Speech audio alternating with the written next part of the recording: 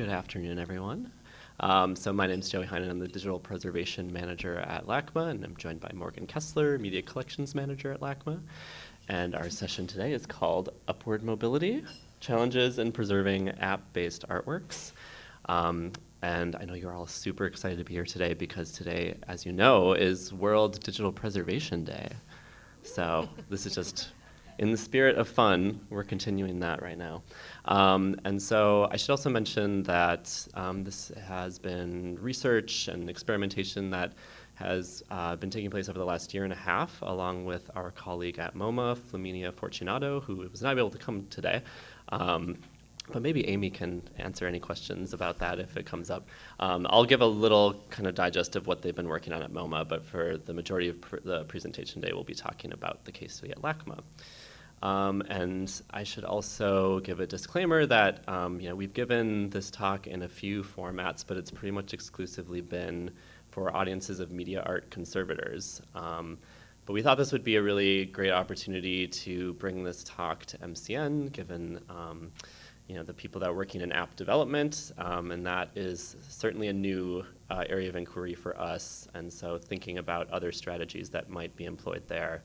Though the case study is on app-based artworks, and so we're building off of a history of software-based preservation and applications for artist-based materials, which arguably are a lot more restrictive in terms of what kinds of acceptable loss can be experienced across time. We have very specific parameters that we've agreed upon with artists around what can and cannot change across time.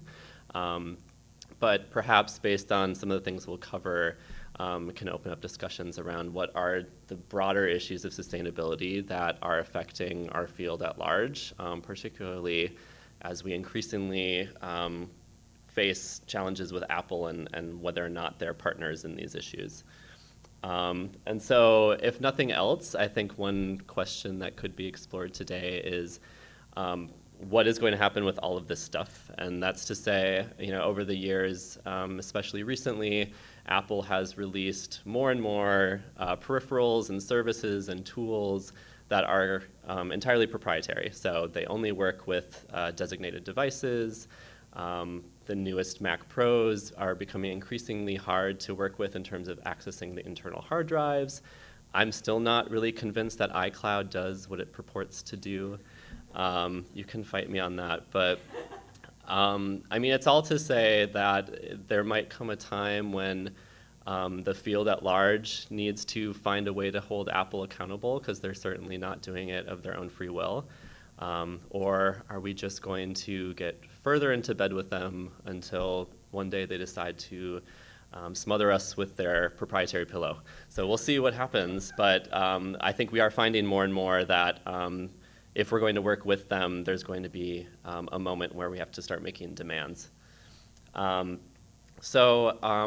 drawing from two case studies, one from LACMA, composition for Marimba by Mungo Thompson, as well as WYDRN by Martine Sims, or you could read it as What You Doing Right Now.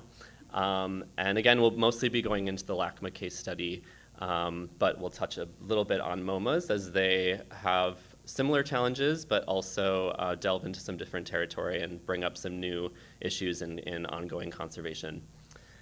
Just an explanation of who we are at LACMA. So as you probably know, we are an encyclopedic art institution in Los Angeles. So collect everything from antiquities to contemporary art. So media art is just one narrow slice of the overall collection, though we have around 500 media artworks in some form. And we do have a time-based media committee that's comprised of curators, registrars, people in collections management and media installation, though the majority of the ongoing preservation work is sort of split between Morgan, myself, and Abby. And so as the digital preservation manager, I am there to envision what is the pathways for the future for all of LACMA's digital content that is considered to be retained for the long term, so archives, art collections, as well as the various kind of interpretive materials, marketing, trailers, things of that nature. So more just kind of architecting what is our larger strategy around that. Morgan is specifically the gatekeeper and holder for the media art collection, so the incoming acquisitions, ensuring everything is in a good format, the ongoing refreshing and maintenance of media. And then Abby is our dedicated, well, not dedicated, but she's an objects conservator with a specialization in electrical components, light bulbs, batteries, things of that nature. So, physical components also come up in these works a lot too. So through our powers combined, we feel we have a good kind of angle on this stuff. So in looking at these case studies, we asked ourselves three main questions when we started out.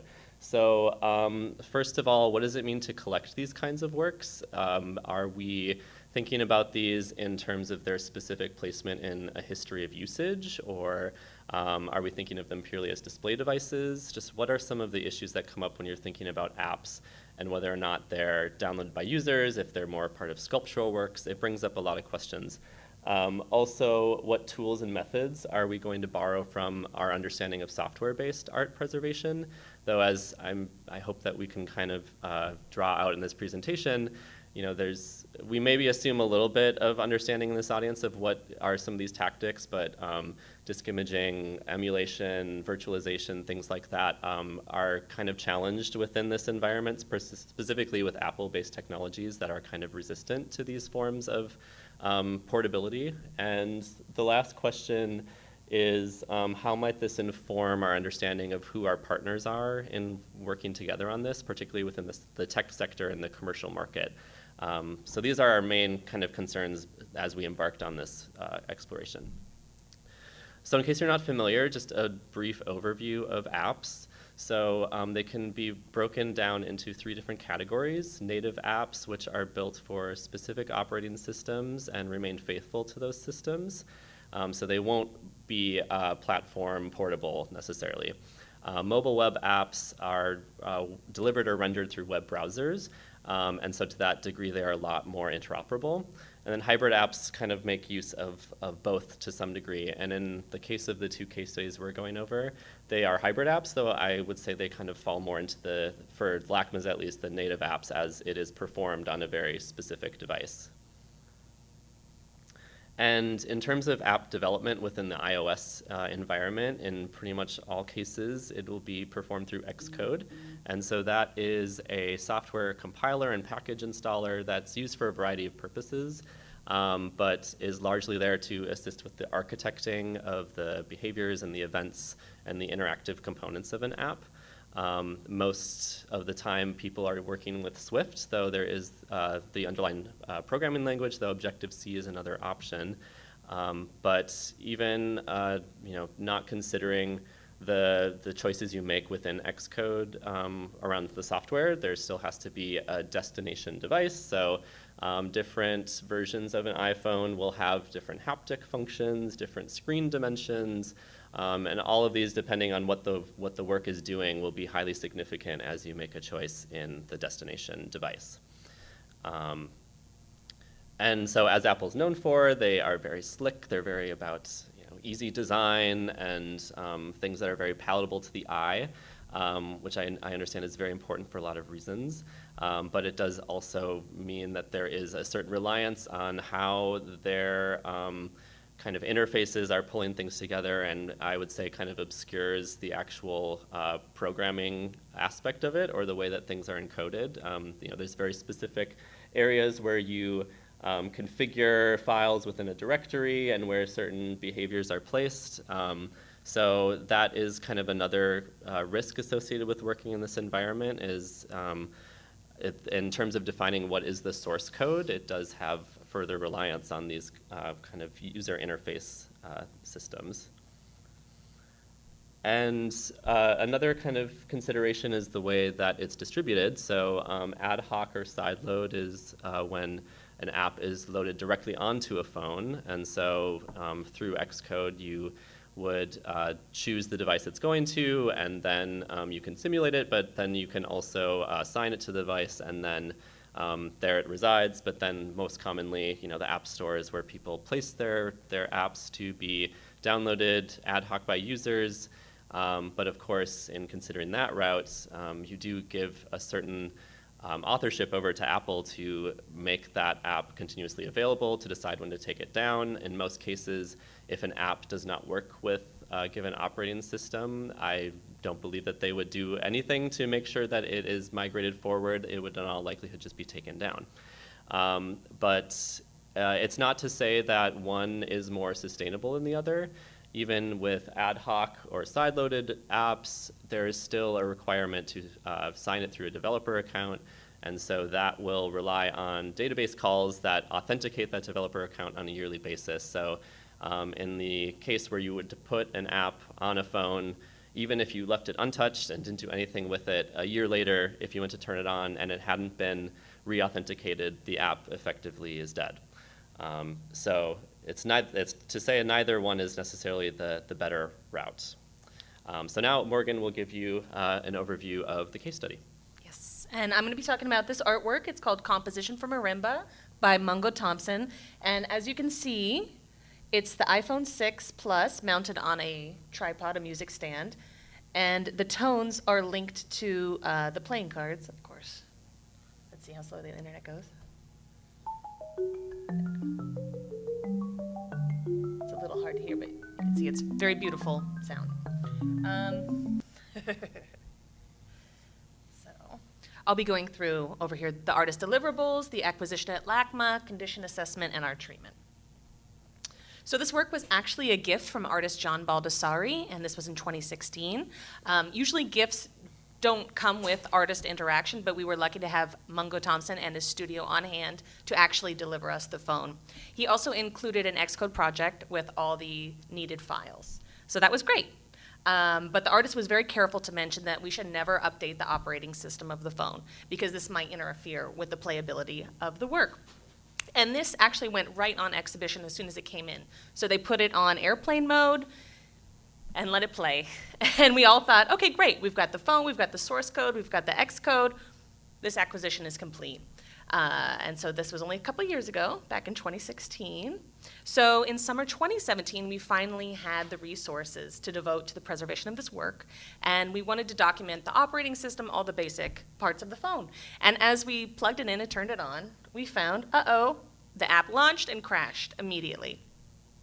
So we checked the software update feature, and that had not been turned off. So we figured, oh, what probably happened is we turned it on, it automatically updated the operating system, and now it's not working. But our next step was to see if we could find a log of operating system updates. And of course, Apple makes it extremely difficult to figure out that kind of information. iPhones are especially under lock and key when it comes to content and system logs, and those are usually contained in the plist files. And you can get some data, but this is really only a partial view of the phone's activity, as many of the files are hidden. And even if you get them open, they're often encrypted. So without the aid of expensive forensic tools and the ability to translate this encrypted language, we were not able to figure out the operating system updates. But we did have the source code and the Xcode project, so we looked to see if we could get the app working using that. And that was when we learned that we needed to save much, much more than what we had been given. So we did have the source code, we had the Xcode. We also needed the precise version of Xcode in order to sign the code to the phone. Now, we didn't have a document of what that version was, and nor was there a version of that software saved along with the code. So we were effectively unlocking a chest that only contained more mysteries and error messages. So we started our experiment on a computer that had Xcode, there we go, 9.4 installed on it, and we knew that this was going to be a problem because it didn't have the capability to go from Swift 2 to Swift 3. And it didn't work. So then we installed on the same computer version 8.2.1, and it also did not work because it was using all the dependencies installed with 9.4.1. And simply by chance, on my computer, we had only the version 8.2.1 installed. And this was we were so happy it worked. But this was a big red flag for us that we need to be saving much, much more. We need the Xcode, Swift, Mac operating systems, and checking to see if there's any libraries that we need to save. And in fact, the whole developer environment needs to be encapsulated with the work, given all these tightly bound dependencies. So once we had the working Xcode project, we decided to update it to the current OS of the phone. That was 11.4. And that was successful. We were able to get it working. And Xcode also has a simulator app, which can be very, very useful, especially if you don't have a phone on hand. Oh. But the drawback is that the simulator isn't necessarily accurate. In the middle, this is the artist documentation, and this is the simulator, and this is slowed down to 30%. So you can see how it kind of drifts in and out. So if you're going to be using this for documentation, it's really not the best idea. So we had the app working on our backup phone and the Xcode project, and now we really wanted to understand the work by digging into the source code. So we had enough information that we were ready for an interview with the artist to answer our questions, and it's really important to wait until you have a thorough understanding of how the application is working, because that way you can ask very specific questions that will help you in your preservation. So things we want to know were choices in timing and responsiveness. The cards shuffled randomly, but we wanted to know what the nature of random meant. Does that mean if it goes through one iteration, it can never do that one again? Or is it so random that, yes, they can be duplicated? We wanted to know if the cards and the tones were mapped, and they were. And there was another slider that allowed someone to adjust the speed and the delay. And so we were curious, who is expected to use that? Turns out Curatorial was allowed to make that decision. And we also wanted to know, because iPhone 6 Plus, its lifespan is not very long. So what is it going to look like for the hardware? Is it okay if we go to another device once these are no longer working? And so this artist interview was really, really, really interesting. And if you're interested, we have a bit.ly, MCN LACMA, and that's our transcribed interview with Mungo. And we were just so shocked that in 2 years, we had to do so much work to rebuild the app, and all of the programs and software that we needed were all already outdated. So we found the 4 things. This is really going to change our acquisition practices, because now we know that we need a budget for duplicate equipment and specialized software. You obviously can't do your preservation work on the original, because you might just ruin it. And also you need to be rebuilding the work to understand if you have all the assets that you need. Do you have all the pictures? Do you have all the tones? Do you have the source code? And this is something that really needs to happen kind of regularly. So we are hoping that every year or 2 years, we're going to get it up and running, and then also save any kind of software that we needed in order to accomplish that. And the interview with the artist is also crucial. And ask your artist the preference for tech support. And I know we have a lot of content creators, so it's good to think about, do you leave your judgment up to the institution for preservation? Do you want tight control? Would you like to be the only one working on iterations of your artwork? Does the artwork have an expiration date? And you can put these in your purchase agreement as well. And so we have a suggested content package here. The source code, Xcode project, along with all the assets, any code libraries referenced, capture the developer environment, that's the host computer OS, Xcode, Swift, possibly disk image, video documentation of the app in action, consider a long-term support plan for the institution acquiring the work, and convey the important aspects of the work that will go beyond technological obsolescence. And so these are really starting off points. They're very particular to your artwork, to your content, but this is a good place to start thinking about that. And so we had originally thought that the updated operating system was the reason why it was not working anymore, but it turns out you need an Apple developer license in order to sign the app to a phone. This is only good for 1 year. So after 1 year, every single edition of this artwork crashed at the same time. So now we needed to get our own Apple developer license, but it's really important that you don't tie it to an employee's email. Because if they leave, now you're going to have to retie it all in again. So if you can have a facility email address that'll link these two, that's crucial as well. And we talked a lot about software, but the hardware is just as important. Is the work reliant on a particular brand and version of a phone or computer? Can this be upgraded 50 years from now? Does the institution have the ability to stockpile this equipment?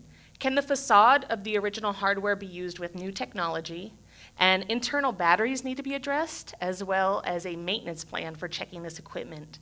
And our objects conservator is currently looking into strategies for stabilizing iPhone batteries, and we're also looking into capacitors.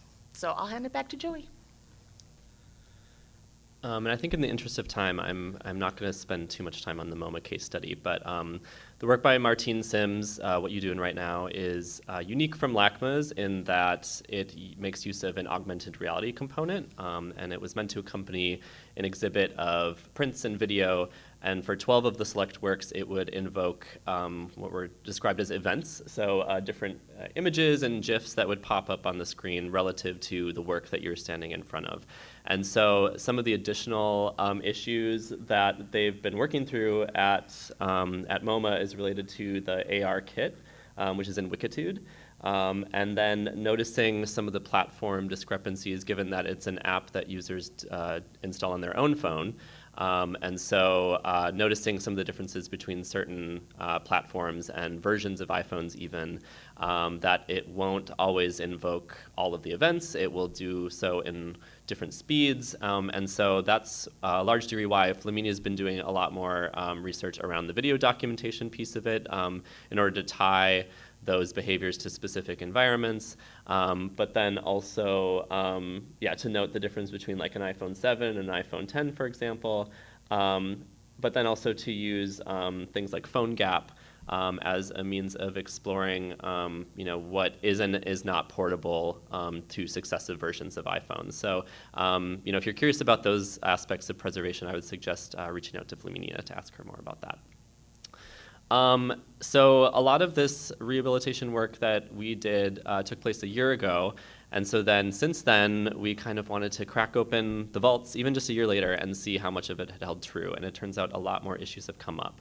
And so this has brought up questions of just like what kind of collaboration is possible with Apple, or how much are they thinking about these issues? And I think it will come as no surprise that either they're not telling us that they are, or they're very aware that it's part of their business plan, or they just straight up are not considering it. And despite my best efforts through our business account at LACMA and the Genius Bar, no one seems aware of an institutional archives who might be working on this, even just archiving their own history. It's not really clear if that's really a thing there. And what they've usually told me to do is, do a mobile sync backup, and you can back up from, you can restore from that if you're having issues with your phone. But then I found that with recent versions of the iPhone, they've discontinued the ability to restore from backup. You can, in effect, restore from it, but it forces you to upgrade to the current iOS. So, that will obviously be a big problem if the current iOS is not compatible with the app that you're working with. And so that led me to look further into this thing called jailbreaking, which some of you might be familiar with. And I should mention, jailbreaking is technically not illegal, but depending on its application and its viability in court for Apple to be successful, it could be litigated against you. And particularly in the case of high-valued artworks, there certainly is capacity for them to seek some recompense in court if they wanted to. And so we're still just kind of investigating this, but it has been found that since this is open source software that kind of the pirate web is putting out there, it's not always stable. iOS and OS 11 was reported to have a lot of issues with bugs, and so unfortunately the version that of iOS that we currently have the work on in 11 does not have a very stable jailbreak, nor would we want to do that on the original phone until we've done some analysis. We were able to do it on the iPhone 12 or iOS 12, and that jailbreak seemed to work really well. And what that's supposed to allow you to do is sideload apps onto an iPhone without the developer account. But the issue then came, following downloading different software that changes or alters the file system and then puts the actual jailbreak tool on there, we then had a lot of issues in migrating the work forward. So while it was on Swift 2 and we brought it up to Swift 3 with basically no observable differences or losses in behavior, between Swift 3 and Swift 4, which is required for the current iOS version, they've discontinued Swift 3. There are now a lot of issues with the compatibility of the original source code with the current version of Swift. And they've even used the word obsoleted to describe some of the behaviors that don't port over. So, now we're faced with a few options. None of them are easy. And particularly given the fact that, this is one work, but we may be acquiring more and more iPhone-based works, and we don't really have control over what's acquired. At this point, this is just a collaboration with Christian Marclay. It's not discussed for acquisition, but you never know what happens.